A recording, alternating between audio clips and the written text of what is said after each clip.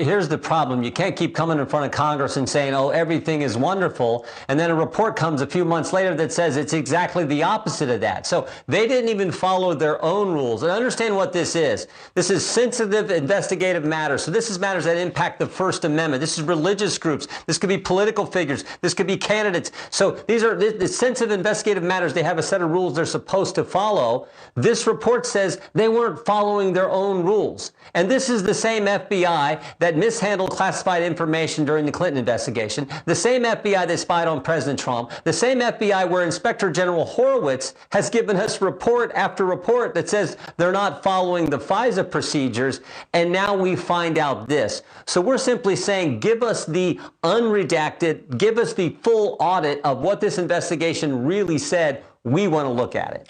Well, the amazing part of it is that they've got this one FBI agent as it relates to the falsifying of the affidavit, who was a Kleinsmith.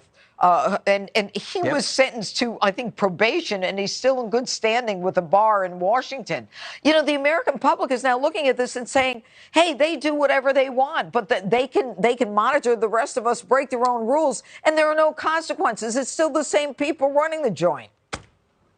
Right. It's one thing if for some federal agency, we don't want any federal agency doing, wrong behavior, but it's one thing if it's some federal agency that no one's ever heard of and they're not exactly following all the rules. But this is the FBI. This is the people who are, this is the Federal Bureau of Investigation, part of the Justice Department, not following their own rules. And oh, by the way, I didn't even mention that just a few months ago, we had a whistleblower come forward, and he had talked about an email he received from the FBI, went out to FBI agents across the country that says, put this threat tag designation, put this label on moms and dads, this whole domestic terrorism concern that Merrick Garland said wasn't happening, but sure looks like it is. So this is the same agency. So when you put all this together, this is why we're concerned, and we want to see that audit in its unredacted form. But what can you do once you get the audit in unredacted form? Look, I mean, how much more do you need to say? Hillary Clinton's her emails where it was her only form of communication, and then she erased them, and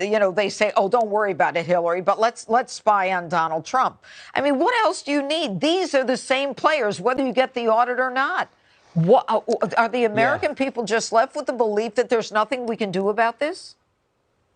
Well, what we can do about it is put Republicans back in charge. Then we'll be able to get all the information. We'll be able to subpoena people if, in fact, we have to. We'll be able to get the truth to the American people, and that will have an impact on what they decide to do in the 2024 presidential election. Because when it comes to holding people accountable, only the executive branch can do that, only the Justice Department. My guess is Merrick Garland, the same guy who started this whole thing about spying on parents, the same FBI that's done the things I just talked about, they're not going to be interested in doing that. But if we get President Trump back in the White House, which is what I hope happens, and we get the right attorney general, then maybe then we can hold people accountable. That's how our system works. It's all about what the American people do on Election Day. Let's hope that come this fall, they're going to start that process and put Republicans back in charge of the Congress.